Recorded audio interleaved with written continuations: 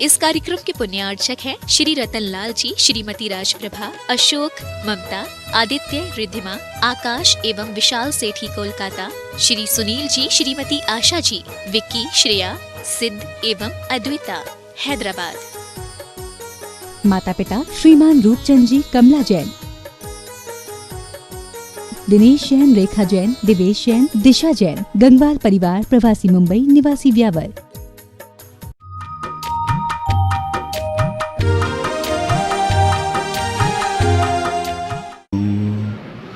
नमो वज्रायाणं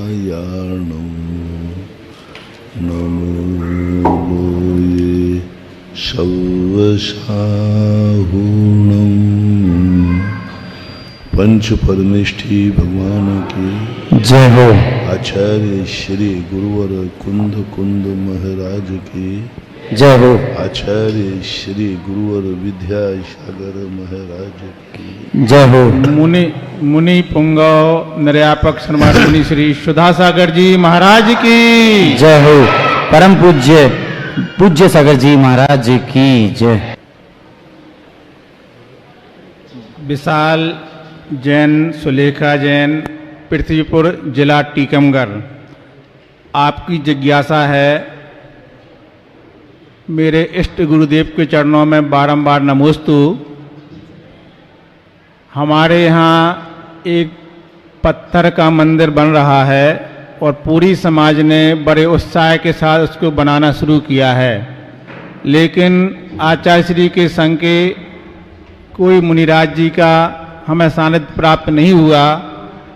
इस वजह से मंदिर के काम में गति में धीमी गति है, मंदिर नहीं बन पा रहा है।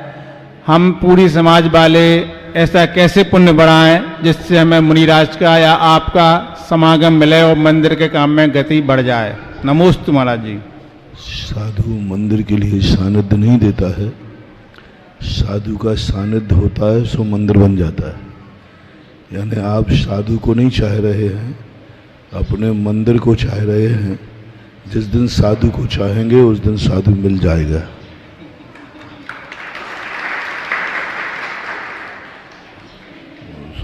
आयुषी जैन, अंकित जैन, आपकी जिज्ञासा है, मुनिराज के चरणों में बारंबार नमोस्तु।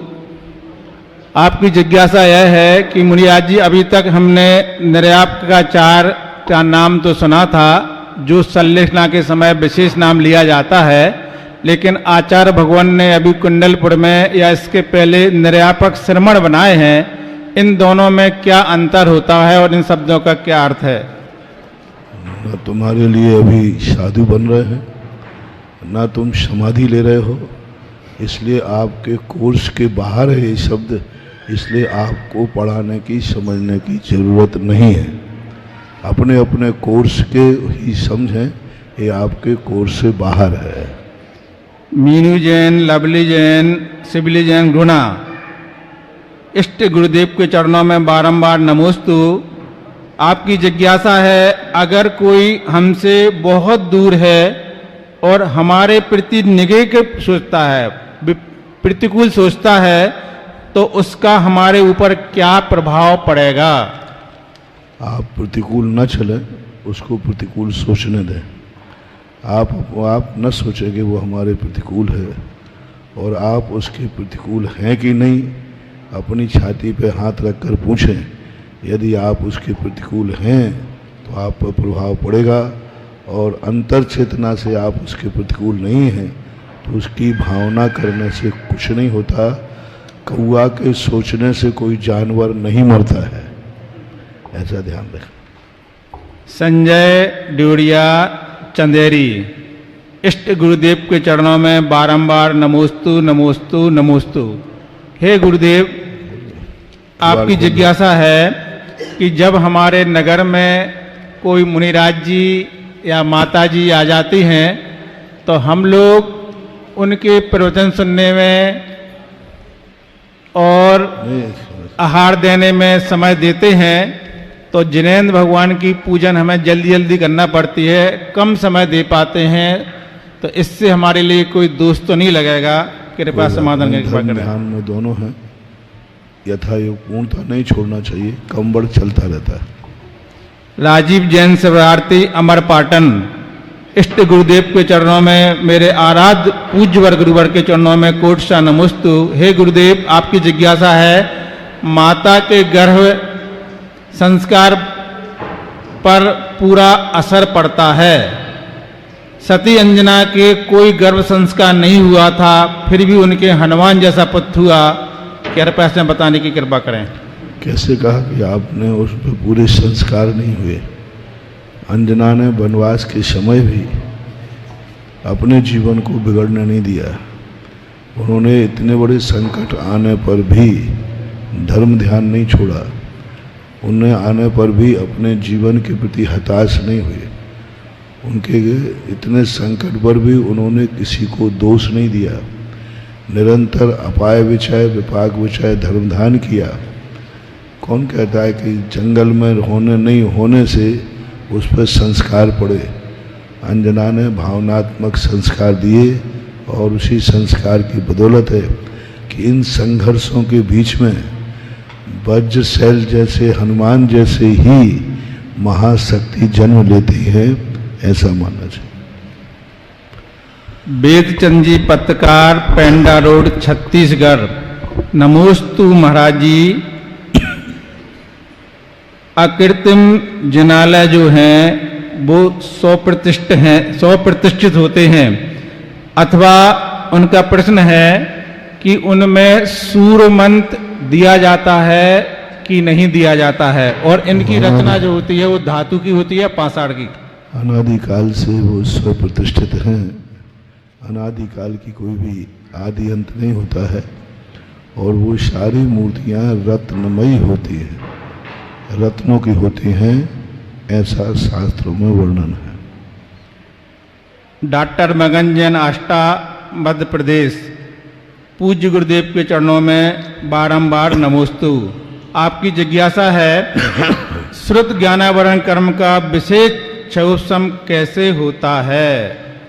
शुद्ध ज्ञानावरण का क्षयोपशम शुद्ध के प्रति लगन, श्रद्धा, आस्था जब होती है और व्यक्ति ज्ञान के सदुपयोग करने का संकल्प करता है कि मुझे जो भी ज्ञान है उसका मैं दुरुपयोग नहीं करूँगा, उस ज्ञान के माध्यम से हम मायाचारी नहीं करेंगे, षड्यंत्र नहीं करेंगे, जो भी ज्ञान हमें मिलेगा उसका हम सदुपयोग करेंगे, दूसरों का सुपर का कल्याण करेंगे।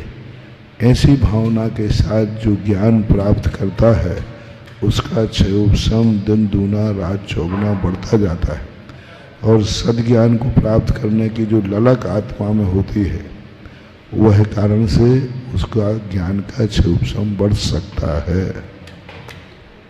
श्रीमती माधुरी जैन, बनगांव जिला दमोह, मध्य प्रदेश। मेरे आराध्य गुरुवर के चरणों में बारंबार नमोस्तु नमोस्तु।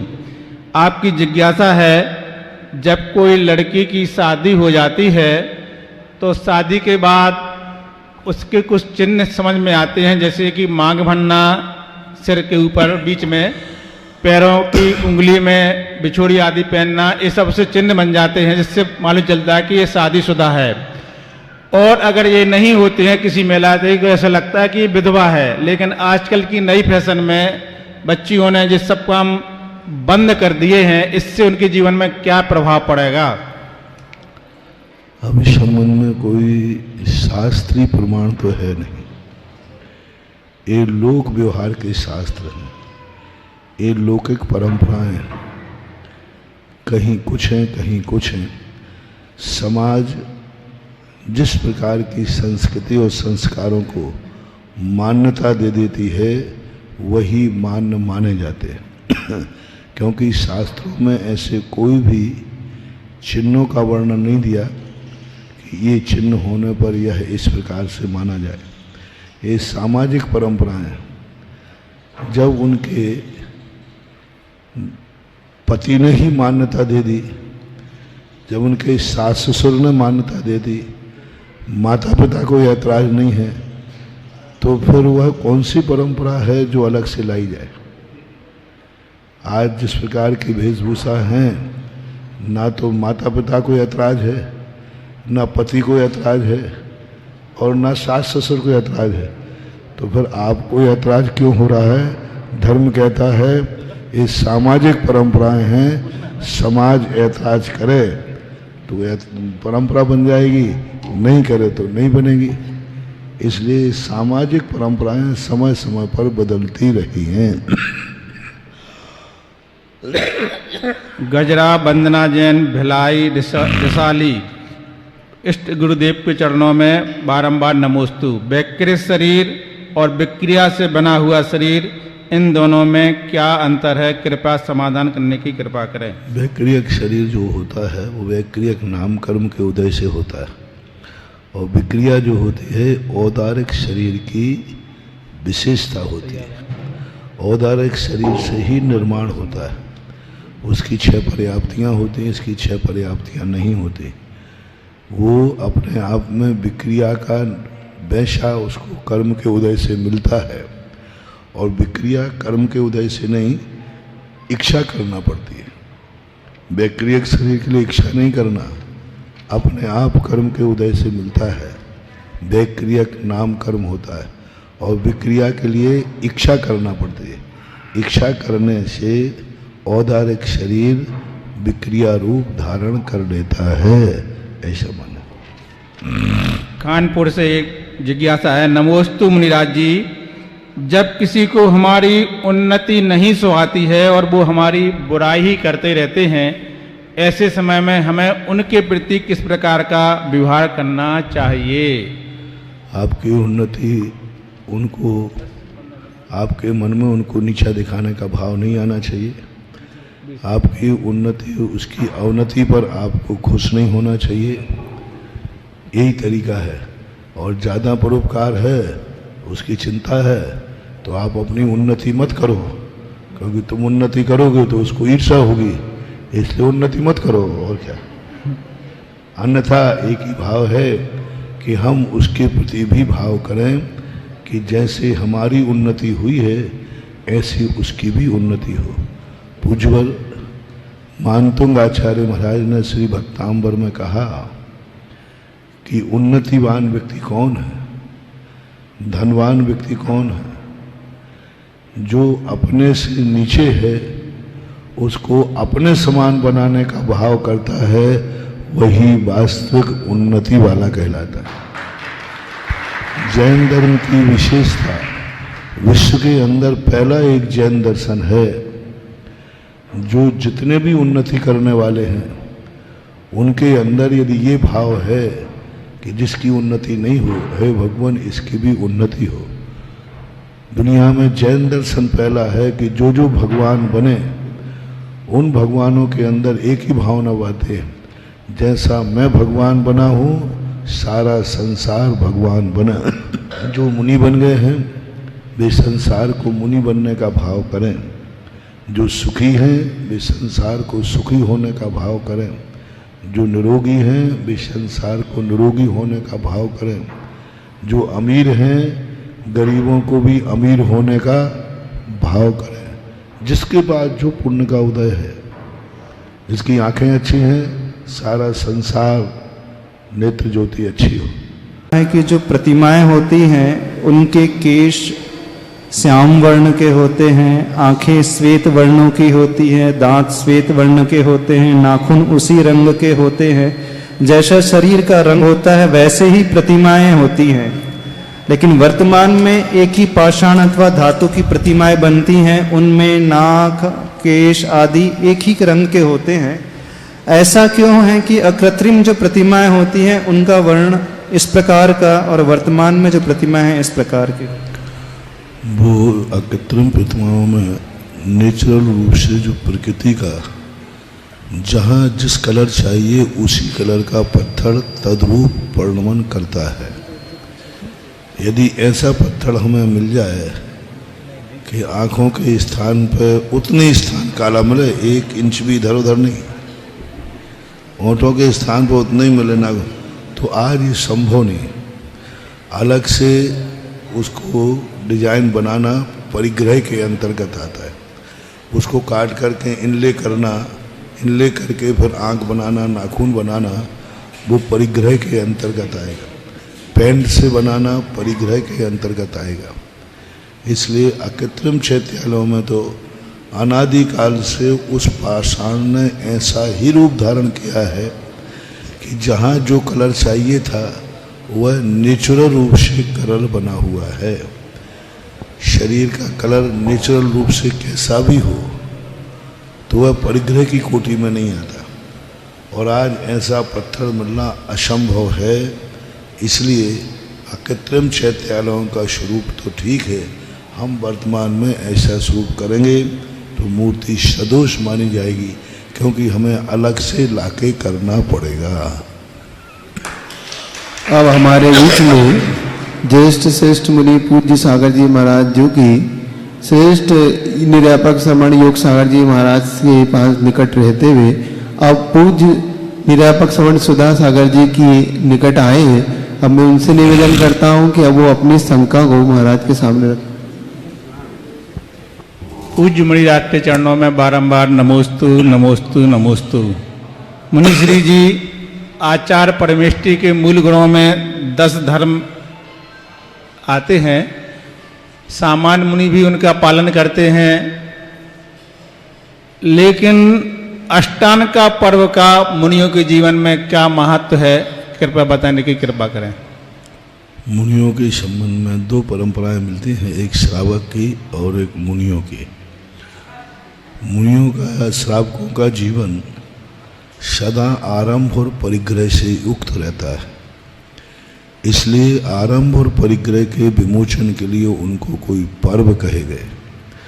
साधुओं का जीवन सदा पवित्र होने से, मन वचन काया की पवित्रता होने से उनके जीवन में इस प्रकार तो उनके लिए कोई पर्वों का उल्लेख शास्त्रों में नहीं है। किसी भी प्रकार के कोई भी पर्व आ जाए, साधु के लिए कोई पर्व नहीं होता, क्योंकि उनका तो सदा पर्व चलते रहते और उन पर्वों के ऊपर वो सदा ही अपने जीवन को उन व्यक्तियों के लिए है जो सदा पाप करते हैं। आरंभ परिग्रह राग द्वेष, तो उनसे कहा जाता है भाई पर्व के दिन में कम से कम तुम कोई भी कार्य 7 दिन करते हो तो एक अष्टमी 14 को नहीं करो, और जो 12 मासी करते हैं अष्टान का 10 लाख क्षण पर्व मत करो। इसलिए गृहस्थों के लिए तो पर्व होते हैं, साधुओं के लिए कोई पर्व नहीं है। उनका पर्व तो यही है कि वो अपनी चर्या का पालन कर रहे हैं। उन पर्वों से बड़ी है चर्या, बहुत बड़ी है। उनकी जो चर्या है वह चर्या पर्वों से भी महान है। क्या करेंगे अष्टमी 14 को उपवास? वो तो सदा एक आसन करते हैं, अंतराय पालते हैं, सामायिक आदि करते हैं। इसलिए मुनियों के लिए कहीं भी किसी भी प्रकार के पर्व के संबंध की कोई विशेषता शास्त्रों में नहीं है। गृहस्थों के लिए है, और उन गृहस्थों के लिए जो सदा उस प्रकार के कार्य करते हैं वही वृत्ति बन जाते हैं। आगे 11 प्रतिमा आदि धारण कर लेते हैं तो फिर उनके लिए भी वह नियम लागू नहीं होता। ओजस्वी वाणी के धनी, विशाल हृदय जैसा उनका नाम है, ऐसे हमारे विशाल सागर महाराज जी अब महाराज श्री के चरणों में अपनी जिज्ञासा रख रहे हैं। आप लोग उसको ध्यान सुने। पूज्य ज्येष्ठ निरापक श्रमण सुधा सागर जी महाराज के चरणों में नमोस्तु। पूज्यवर, जिज्ञासा ये है कि अभी आपने कहा कि जिन शासन हमेशा पर के कल्याण के लिए हमेशा भावना भाता है, तो पूज्यपाद स्वामी की अगर कारिका स्टोपदेश की देखें तो वो कहते हैं परोकृति मुत्सर्ज सुपकार परोभव। तो ये 2 बातें आपस में स्ववचन बाधित जैसी लगती है। एक तरफ तो हम जिन शासन को कह रहे हैं कि वो पर के कल्याण की ओर जा रही है, लेकिन पूज्यपाद स्वामी कह रहे हैं कि अपना कल्याण करो, पर के कल्याण की चिंता मत करो। तो कृपया समाधान दें कि इसमें से हमें क्या करना चाहिए। वस्तुतः पूछा जाए जैन दर्शन में पर का कोई कार्य है ही नहीं। जहाँ पर के कल्याण का निषेध किया वहाँ उन्होंने पर्याय दृष्टि को हटाया। जैसे हम कहें कि मैं तुम्हें प्रवचन दे रहा हूँ, जैनागम कहता है तुम प्रवचन दे ही नहीं रहे, तुम्हारी यही बुद्धि अहम बुद्धि है कि मैं प्रवचन दे रहा हूँ। वस्तुतः तुम प्रवचन नहीं दे रहे हो, अपना स्वाध्याय कर रहे हो, कृष्णा स्वाध्याय। किसी ने कहा कि मैंने मूर्ति बैठा ली है सबके दर्शन के लिए, नहीं, उसने अपने दान रूपी आवश्यक को पूरा किया है। हम चींटी को बचाते हैं तो ये कहने में व्यवहार में आता है मैंने चींटी को बचाया। सत्य ये पूछा जाए मैंने चींटी को नहीं बचाया, मैंने अपने अहिंसा व्रत का पालन किया है, हमने दया व्रत का पालन किया है। अहंकार रखते देखो मैंने मेरी बदौलत चींटी बच गई, नहीं तो मैं मुनि नहीं होता तो ये चींटी मर जाती। तो जिनवाणी कहती है कि चींटी को तुमने नहीं बचाया, यदि तुम चींटी को नहीं बचाते तो नियम से तुम मुनि नहीं कहलाते। तो तुमने चींटी को बचाया है कि अपने मुनि पद को बचाया है? तो बस दूसरे पर क्यों थोप रहे हो कि मैंने चींटी पे बचाया? यदि कोई किसी की भैयावृत्ति करता है तो उसको लाभ मिले या नहीं मिले, लेकिन वज्रवसम नारायण संघन तो स्वयं को बंद होता है। कोई भी क्रिया पर के लिए होती ही नहीं है, पर के लिए कोई क्रिया करता ही नहीं है। ये तो व्यवहार में बुद्धि में कहने में आता है मैंने उसके साथ ऐसा किया। जब आपने देखा ना जो अच्छे लोग होते हैं उनके ऊपर कोई उपकार करो, उपकार करते हैं तो अपन कहते भैया मैं आपका बहुत आभारी हूँ, आपने हमारे ऊपर बहुत बड़ा उपकार किया। तो वे खड़े होके क्या कहते हैं, भैया मैंने कुछ नहीं किया, मैंने तो अपने कर्तव्य का पालन किया है। ये है। हम भगवान को कहें कि हे भगवान मैंने आपका मंदिर बना दिया, नहीं भगवान मैंने आपका मंदिर नहीं बनाया, मैंने तो पुण्य का अर्जन किया है, मैंने अपने पापों का क्षय किया है। मैं भगवान का अभिषेक नहीं करता हूँ। तुम लोग कहो महाराज हमारी बदौलत है जो भगवान को एक लोटा पानी मिल जाता है, ये हमारी अज्ञानता है। ये कहो भगवान आपकी बदौलत है जो हमें पापों को धोने का मौका मिलता है। तो ये दृष्टिकोण जब व्यवहारिक दृष्टि में आते हैं तो हम उसको परोपकार कह देते हैं, और जब वास्तविक स्वरूप को देखते हैं तो पर का उपकार नहीं स्वयं का ही उपकार होता है। ऐसा सामंजस्य दोनों बातों में बैठालना चाहिए।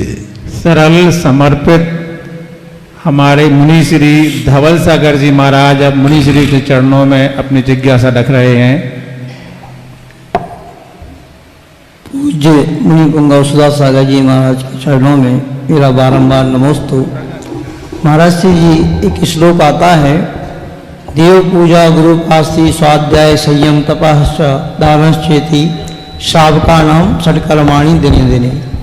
इस श्लोक में कहा गया है कि श्रावकों को ये 6 आवश्यक कर्तव्य प्रतिदिन करना चाहिए, और 6 आवश्यक मुनि महाराज को भी बतलाए हैं, और मुनि महाराज उन 6 आवश्यकों को बहुत अच्छे से प्रतिदिन करते हैं। किंतु श्रावक लोग मुझे दिखाई नहीं देते कि प्रतिदिन 6 आवश्यकों को कोई करता हो। और इसमें जो क्रम दिया है आचार्य भगवान ने, इस क्रम की भी कोई विशेष महत्वता है क्या? और इसमें जो प्रथम आवश्यक पूजन दिया है, मैंने प्राय करके देखा है कि जो बुंदेलखंड की धरती पर जो लोग भगवान के मंदिर जी में आते हैं और अभिषेक शांति धारा आदि करते हैं तो वो पूजन अवश्य करते हैं। किंतु जैसा कि अभी बताया पूज्य मुनिवर पूज सागर जी महाराज ने कि हम लोग तीनों मुनि महाराज यूपी, हरियाणा, दिल्ली इन राज्यों में विहार करके आए हुए हैं। वहाँ पर प्राय करके होता है कि अभिषेक शांति धारा में तो 50 लोग हैं, किंतु पूजन में मात्र 4-5 लोग रहते हैं। ये प्रक्रिया वहाँ पर है। कृपया आप मार्गदर्शन दें कि लोग इसकी सही महत्ता को समझ सकें और अपनी आवश्यकों को समझकर भली भांति कर सकें। मुनि की षड आवश्यक जो हैं वह निर्वृत्ति रूप होते, और वो निर्वृत्ति रूप होने से वह अपने भावनात्मक रूप से पालन करता है। गृहस्थों के षड आवश्यक 9 कर्मों से जुड़े हुए, उन 6 आवश्यकों में उनको कुछ ना कुछ छोड़ना है, कुछ ना कुछ त्याग करना है। जब त्याग करने की बात आती है तो वहाँ यथाशक्ति होते, और श्रावक लोगों में जो षडावश्यक नहीं पालन करते हैं वे श्रावक कहाँ हैं। इसलिए तो कहा है कि गृहस्थों में सच्चे श्रावक उंगलियों पर गिनने लायक हैं, यानी कम है, क्योंकि वो षडावश्यकों का पालन नहीं करते। एक बात। दूसरी बात है कि कोई भी क्रिया होती है उत्तम मध्यम जघन होती है। यदि वो जघन रूप से भी पालन करते हैं और जघन्य में भी मन वचन काय से वे स्वीकार करते हैं, पूजा नहीं कर रहा है लेकिन उसके मन में ये भाव है पूजा करना चाहिए, यही मेरा धर्म है, यही कर्तव्य है। दान नहीं दे पा रहा है लेकिन देना चाहिए, उपवास नहीं कर पा रहा है लेकिन करना चाहिए, तप नहीं कर पा रहा है लेकिन करना चाहिए। ऐसी श्रद्धा यदि उसकी बन गई है तो उस श्रद्धा के माध्यम से मानसिक रूप से वो 6 आवश्यकों को पालन कर लेता है। दूसरी बात, कभी जघन रूप से करता है। अभिषेक के बाद यदि उसने अर्घ्य भी चढ़ा दिया तो वो जघन्य पूजा के अंतर्गत आ जाएगा, क्योंकि अभिषेक किया और अभिषेक के बाद एक अर्घ्य भी चढ़ाया तो जघन्य पूजा में आएगा वस्तुतः, लेकिन उसमें पुण्य भी जघन्य ही बंधेगा। वास्तविक रूप से अभिषेक और पूजा दोनों एक साथ होना चाहिए। मुनियों के दान की बात आई तो दान तो एक ही चौका वाला देगा, शेष चौके वालों को कैसे दान बनेगा, गुरु उपासना कैसे बनेगी, तो वो मन से करते हैं। भले महाराज का कहीं हार हुआ हो लेकिन उन्होंने मन में भावना भाया कि यह कर्तव्य श्रावकों का है तो देवगुरु पूजा हो जाएगी। स्वाध्याय आदि पढ़ते हैं तो अच्छी बात है, नहीं पढ़ते हैं तो कम से कम ये तो होना चाहिए कि हमें स्वाध्याय करना चाहिए। इसलिए आज वर्तमान में षड आवश्यक विकलांग हो गए, यानी पूर्णता पालन करने वाले लोग कम हो रहे हैं। ये कलयुग का दोष है, होना नहीं चाहिए, होना तो षड आवश्यक चाहिए। पूज्यवर परमात्म प्रकाशकार योगेंद्र स्वामी ने लिखा, जो षड आवश्यकों का पालन नहीं करता वो महापापी है, मिथ्यात्वी है। उन्होंने तो सीधा मिथ्यात्व शब्द का प्रयोग किया, क्योंकि जैन दर्शन में महापाप मिथ्यात्व को माना। ऐसा योगेंद्र स्वामी ने परमात्म प्रकाश के अंतर्गत रह करके चेतावनी दी है कि कोई अपने आप को सम्यक दृष्टि का अहंकार करे और एक आवश्यक पालन करके करे तो वो षड आवश्यकों का जो पालन नहीं करेगा उसको मिथ्यात्व की कोटि में रखा है। तो आगम की सहमति तो यही है, तो करना चाहिए। प्रातःकाल उठ करके अविरत सम्यक दृष्टि की अपेक्षा है, वृत्ति की अपेक्षा नहीं। ये षड आवश्यक उनके लिए रखे गए हैं जो प्रतिमाएं नहीं ले पाते, 12 व्रत नहीं ले पाते, क्योंकि 12 व्रतों में कहीं भी षड आवश्यक का उल्लेख नहीं है। वहाँ त्याग का महत्व है, व्रतों का महत्व। किसी भी आचार्य ने 12 व्रतों के लेने के बाद इन षड आवश्यकों का वर्णन किसी भी प्रतिमा में नहीं किया। इससे सिद्ध है कि जो प्रतिमा नहीं ले पाते व्यक्ति इस षड आवश्यकों का पालन करें तो सुबह उठ करके व्यक्ति को देव पूजा, बाद में गुरु की उपासना यानी गुरु उपासना ने नवदा भक्ति, आहार दान आदि, फिर उसके बाद यथायुक्त स्वाध्याय, संयम अपने, क्योंकि वो अविरति है, अविरति में उच्छृंखल है, किसी भी चीज़ का नियम नहीं है, अतः वो कोई भी अनर्थ कर सकता है। तो उसको कहा कि तुम्हें जरूरी संयम है, मुनियों को तो क्योंकि नियम है, प्रथमाधारी का तो नियम है, इसलिए उससे अनर्थ होने की संभावना नहीं है। जिसका कोई नियम नहीं है उससे कहा गया कि तुम अपने गृहस्थ कार्यों में मर्यादा का ध्यान रखो, इच्छाएं उच्छृंखल बनकर के इच्छाएं मत करो, वही उनका तप का निरोध कहलाता है। दान अपनी शक्ति प्रमाण दान देना चाहिए, किसी भी रूप में है, जो तुम्हारे लिए मिला है वह 2 व्यक्तियों को देने का जरूर भाव करना चाहिए। एक वह व्यक्ति जिन्होंने आरंभ परिग्रह सब छोड़ दिया है, अपने पुण्य का भाग उनको दो। जिन्होंने सब कुछ छोड़ दिया है उनको दो, देव शास्त्र गुरु। दूसरा भाग उनको दो जो चाहते हैं लेकिन पुण्यहीन होने से उनको प्राप्त नहीं है, तो आप अपने पुण्य का भाग उनको भी दें जो पुण्यहीन है। जो आपसे अधिक पुण्यवान हैं उनको अपना भाग दें, और जो आपसे पुण्यहीन हैं उनको भी अपना भाग दें। यह दान की प्रक्रिया में आता है। जैसे देव शास्त्र गुरु मंदिर में दान देना, अपने से अधिक वाले को गौशाला आदि पशु पक्षियों आदि के प्रति दान देना, ये अपने से पुण्यहीन को दान देना कहलाएगा, ऐसा मानना चाहिए। बिलेरी तीर्थ क्षेत्र में विराजमान परम उपकारी निर्यापक श्रमण मुनि पुंगव श्री सुधा सागर जी महाराज के चरणों में जिनवाणी चैनल व सुधा कलश चैनल के दर्शकों द्वारा और बिलेरी तीर्थ क्षेत्र पर विराजमान भक्तों द्वारा बारंबार नमोस्तु नमोस्तु नमोस्तु। प्रथम जिज्ञासा के लिए मुकेश सर्राफ सागर और इनके पश्चात ब्रह्मचारिणी दीपू दीदी तैयार हैं। जगत पूज्य मुनि श्रेष्ठ सुधा सागर जी महाराज के चरणों में गोपालगंज समाज सागर की ओर से कोटि कोटि नमोस्तु। मंचासीन समस्त मुनि महाराजों के चरणों में कोटि कोटि नमोस्तु। हे भगवान प्रभु, कमेटियों में रहकर समता भाव कैसे रखें? अपने कर्तव्य का पालन करें। जिसके लिए आप कमेटी में आए हैं उस कर्तव्य को यदि हम पूर्णतः पालन करते हैं और पालन करने में हम अपनी रुचि रखते हैं तो वही उनका समता भाव है। विरोधी लोग विरोध करते रहते हैं, लेकिन हमारा भाव अपने कर्तव्य की तरफ जाना चाहिए। तो यही कर्तव्य पालन करना ही तुम्हारी क्षमता मानी जाएगी।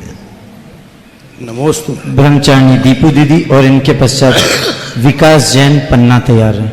पूज्य व्यापक मुनि से 61 से सुधा सागर जी महामुनि महाराज की, पूज्य मुनि संघ की।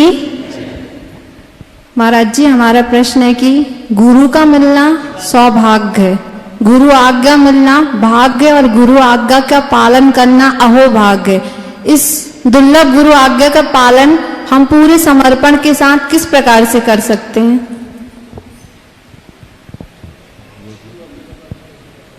गुरु आज्ञा का पालन, उन्होंने जो आज्ञा दी है उनको अपने जीवन में उतारना, उसको क्रियान्वित करना ही गुरु आज्ञा का पालन है। गुरु के उपदेश, गुरु का जो भाव होता है उन भाव अनुसार अपने जीवन को ढालना, उसी अनुसार चिंतन करना, उसी अनुसार मनन करना, उसी अनुसार आचरण करना। वो जो चाहते हैं अपने जीवन को तद्रूप करना ही गुरु आज्ञा का पालन। विकास जैन पन्ना और इनके पश्चात मालती जैन सलीमनाबाद जीव दया महामंत्री। नमोस्तु महाराज जी। महाराज जी, हमारी जिज्ञासा यह है कि हम युवा वर्ग के लोगों को धर्म की शुरुआत करने के लिए कौन से ग्रंथ का स्वाध्याय करना चाहिए? कौन से ग्रंथ का स्वाध्याय करना चाहिए? आपको अभी क्रमवार यदि स्वाध्याय करना है तो सांगानेर से श्रवण संस्कृत संस्थान से 12 वर्षीय कोर्स निकला हुआ है। वो श्रावकों के उद्देश्य ही है। उस 12 वर्षीय कोर्स को क्रम से पढ़ना चाहिए तो आपको क्रमवार ज्ञान हो जाएगा। मालती जैन जीव दया चेयरमैन सलीमनाबाद और इनके पश्चात संजय जैन बीना तैयार है। मंगल में गुरु आप हैं, मंगल दो आशीष, मोक्ष मार्ग में हम चलें, ऐसा वर दो ऋषिस, ऐसा कर दर्शी। पूज्य गुरुदेव के चरणों में कोट से नमस्तु। पूज्य पांचों मुनियों के चरणों में मेरा कोट से नमस्तु। महर्षि, कहा जाता है कि जब निमित्त संस्कार होता है तभी कोई कार्य होते हैं। जैसे विवाह संस्कार में भी कहा जाता है कि जब निमित्त संस्कार होंगे वही कार्य सिद्ध होंगे। तो महर्षि, मेरा प्रश्न है कि ये निमित्त संस्कार पूर्व उपार्जित पूर्व भोग से संबंधित होते हैं अथवा वर्तमान से संबंधित होते हैं? क्या इन्हें हम वर्तमान में पुरुषार्थ करके निमित्त संस्कार बन सकते हैं क्या? ये परिभाषाएं जो बनाई जाती हैं, ये कार्य होने के बाद जब कार्य नहीं होता है तब इन सब बातों को कथन करने में आता है संतोष के लिए। वास्तविक रूप से तो जब जागो तभी सवेरा है। अपना पुरुषार्थ को हमें ध्यान रखना चाहिए। अतीत में हमारी किस्मत में क्या लिखा है हमें पता नहीं, कल क्या होने वाला है हमें पता नहीं। इसलिए हमें तो वर्तमान में सुबह उठ कर के अपने कर्तव्यों की तरफ ध्यान देना चाहिए।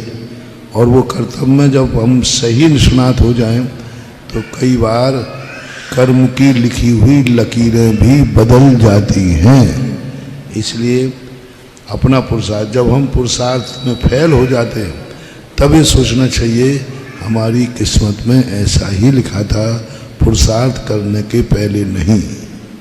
संजय जैन बीना और इनके पश्चात विनीता जी जैन बीना तैयार।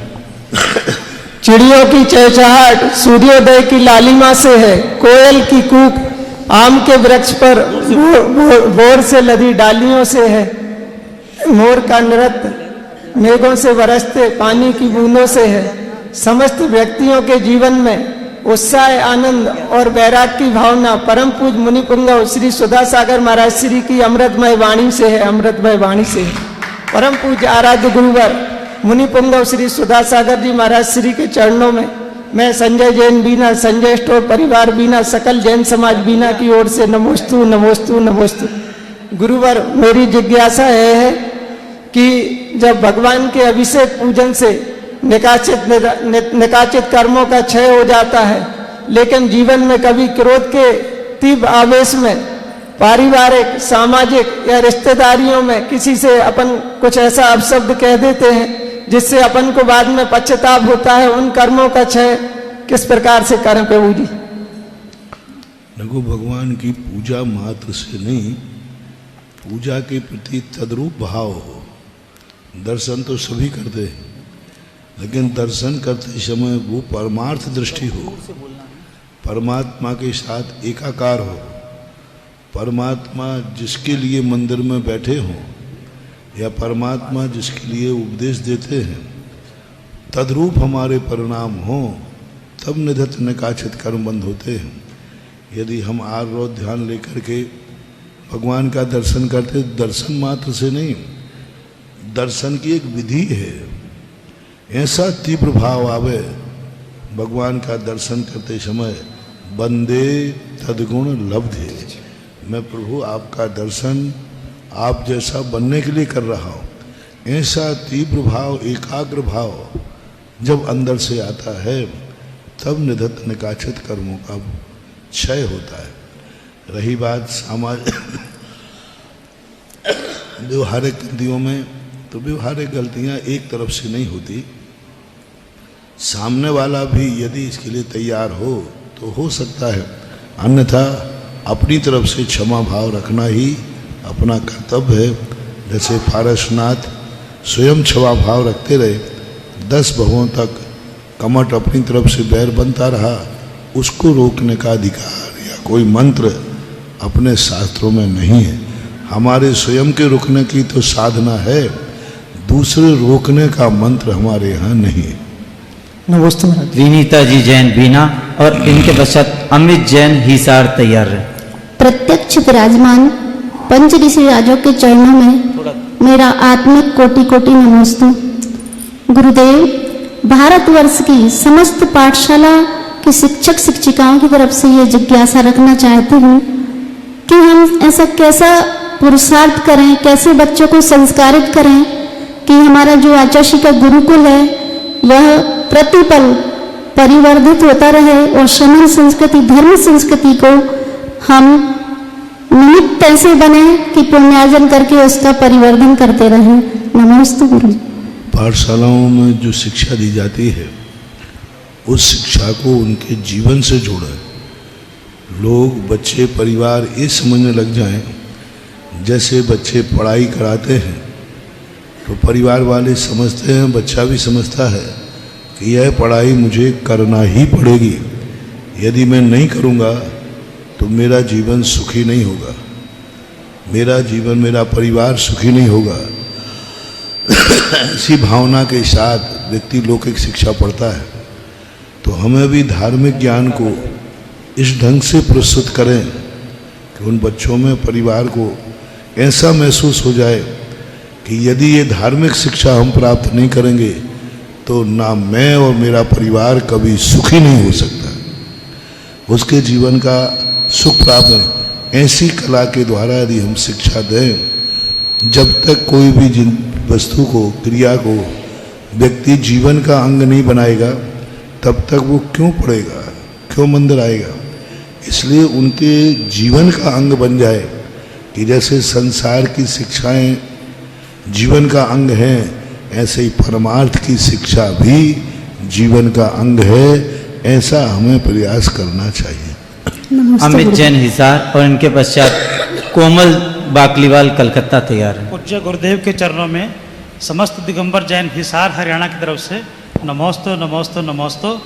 मेरा एक बहुत सरल सा जवाब था, आशंका थी महाराज श्री कि मेरी माँ ने मुझे कहा कि बड़े बाबा का मस्तकाभिषेक जल्दी ही बंद होने वाला है, फटाफट जाओ पुण्य का अर्जन करो।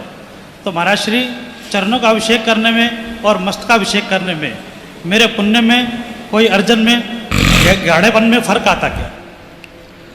पहली बात तो दोनों में अंतर नहीं होता तो दोनों को अलग अलग क्यों रखा जाता है? एक बात तो अंतर तो है, लेकिन फिर भी हमारे यहाँ एक दर्शन है, जम सक्कई तम की नहीं। यदि आपकी शक्ति ऊपर महामस्तक अभिषेक करने की नहीं है और उसके अनुसार आप करना चाहते हैं लेकिन बोली ज़्यादा बढ़ गई, नहीं कर पाए, तो आपको चरणों में करने से भी उतना ही फल मिलेगा, क्योंकि आपने भावना तो की लेकिन शक्ति से। क्योंकि हमारे यहाँ एक सूत्र है, जम सक्कई तम की रही। जो शक्ति है वह करता है तो पूर्ण फल को प्राप्त होता है। और शक्ति छुपा के करेगा कि चलो महाराज ने तो कह दिया चरणों में करने से, ऊपर से करने में कोई अंतर नहीं है, तो चरणों की बोली ले लेते, संतोष शांति है, तो वो तो माइजर कंजूस है, उसको पुण्य नहीं लगेगा। हमारे यहाँ ईमानदारी का पुण्य है, क्रिया का गुण है। और बेईमान है तो फिर वो मस्तकाभिषेक क्यों नहीं कर रहा है? वो ये कहते दोनों बराबर ही तो हैं, तो गलत है। और शक्ति नहीं है फिर नहीं कर पा रहा है, तो बिना अभिषेक किए भी देखने मात्र से वह पुण्य कमा सकता है जो करने वाला कमा रहा है। नमोस्तु गुरुदेव, नमोस्तु गुरुदेव। कोमल बाकलीवाल कलकत्ता, उनके पश्चात प्रमोद जैन कटनी तैयार है। गुरुदेव के चरणों में मेरा बारंबार नमोस्तु, समस्त मुनि संघ के चरणों में नमोस्तु नमोस्तु नमोस्तु। महाराज श्री, मेरा प्रश्न है कि अच्छे और बुरे सोच का हमारे जीवन में क्या प्रभाव पड़ता है? उसका नाम ही अच्छा और बुरा है। अच्छे का अच्छा प्रभाव पड़ता है, बुरे का बुरा प्रभाव पड़ता है। जाकी रही भावना जैसी, सो देखी मूरत तिन तैसी, ऐसा। और इनके पश्चात आरती जी जैन बिलेरी तैयार है। मुनिश्री के चरणों में अनंत कोटि नमोस्तु। यथा नाम तथा वाणी के धारक परम पूज्य मुनिपुंगव सुधा सागर जी महाराज के चरणों में अनंत कोटि नमोस्तु। गुरुदेव, जिज्ञासा है कि कैलेंडर हमेशा तारीख बदलता है, परंतु एक दिन ऐसी भी तारीख आती है जो लोग कैलेंडर को ही बदल देती है। हे गुरुदेव, जीवन का कैलेंडर बदले उसके पूर्व हमें जीवन के इस बीच की तारीखों में ऐसा क्या पुरुषार्थ करें कि ये तारीखें अमरोत्सव को प्राप्त हो जाएं। नमोस्तु। कैलेंडर की भी तारीख बदलने वाला जीवन हमारे जीवन में, हमारे जैन दर्शन में है। ज्योतिष शास्त्रों में लिखा है कि अमावस्या सदा बुरी होती है। उस अमावस्या में कोई कार्य करना नहीं चाहिए। मजदूर भी उस दिन की कमाई नहीं खाता। लेकिन महावीर स्वामी ने ऐसी तपस्या की कि कार्तिक वदी अमावस्या को सबसे शुभ दिन बना दिया। एक कैलेंडर बदल दिया। तारीख अशुभ थी, तिथि अशुभ थी, लेकिन उन्होंने इतनी पावनता बनाई कि वही कार्तिक वदी अमावस्या दिवाली के रूप में जगत में, और दिवाली का मुहूर्त शुभ है कि अशुभ? शुभ है। और सारी दुनिया में महावीर स्वामी के पहले कार्तिक वदी अमावस्या सब शास्त्रों में अशुभ ही मानी जाती थी, लेकिन महावीर स्वामी ने कैलेंडर बदल दिया। तो हम अपने पुरुषार्थ के बल पर यदि सम्यक आचरण, सम्यक सोच विचार करें तो कई बार कैलेंडरों की तारीखें भी बदल जाती हैं। जो अशुभ रूप में आती हैं वे शुभ रूप में हो जाती है। नमस्ते गुरुदेव। आरती जी जैन बिलेरी और इनके पश्चात अनिल जैन नैनदरा तैयार हैं। गुरुवर के चरणों में मेरा बारंबार नमोस्तु भगवान, नमोस्तु भगवान, नमोस्तु भगवान। महाराज श्री, लोग गलत इंसान से धोखा खाकर सही इंसान से बदला क्यों लेते हैं?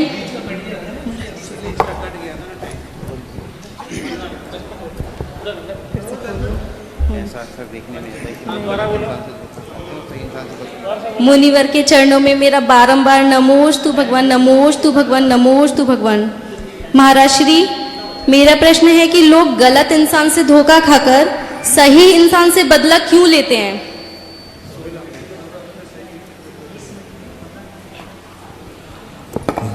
गलत व्यक्ति से बदला न लेने पर सही व्यक्ति से ले रहे हैं, इसका अर्थ वो सही व्यक्ति कल गलत था तभी उसे ठगा जा रहा है।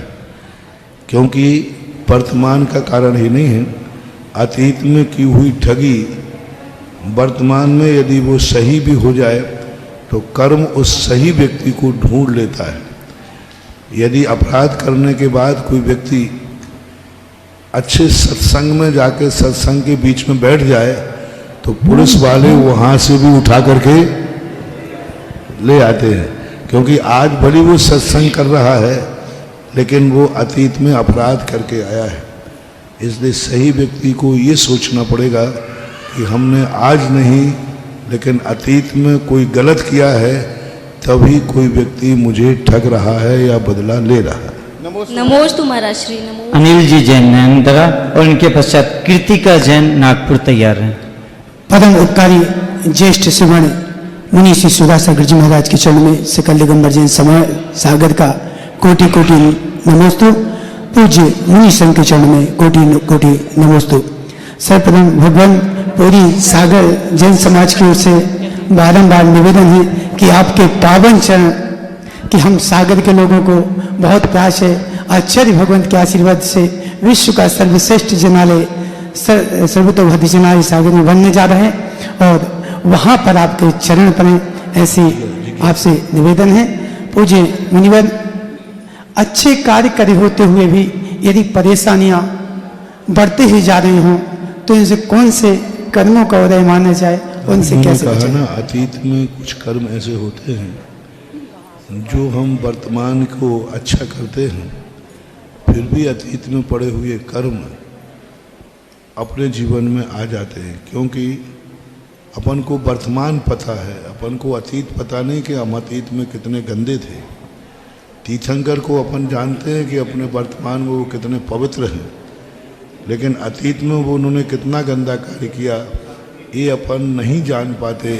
लेकिन कर्म तीनों कालों को जानता है। कृतिका जी जैन बिलेर और इनके पश्चात राजकुमार जैन बिलहरी तैयार है। सभी मुनि राजों के चरणों में बारंबार नमोस्तु नमोस्तु नमोस्तु महाराज जी। महाराज जी, मेरी जिज्ञासा यह है कि जब कोई व्यक्ति हमारे साथ गलत करता है तो मन में यह विचार आता है कि हम भी उसके साथ वैसा ही व्यवहार करें, लेकिन मन में फिर यह विचार भी आ जाता है कि हम अगर उसी की तरह व्यवहार करेंगे तो उसमें और हम में क्या अंतर रहेगा।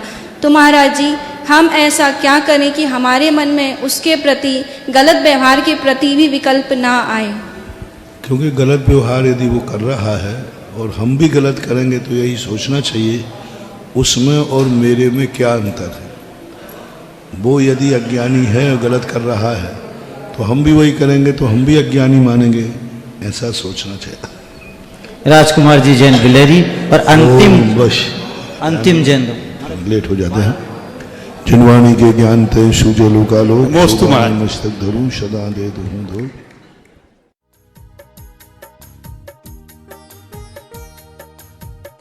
इस कार्यक्रम के पुण्यार्चक थे श्री रतन लाल जी, श्रीमती राजप्रभा, अशोक, ममता, आदित्य, रिद्धिमा, आकाश एवं विशाल सेठी कोलकाता, श्री सुनील जी, श्रीमती आशा जी, विक्की, श्रेया, सिद्ध एवं अद्विता, हैदराबाद।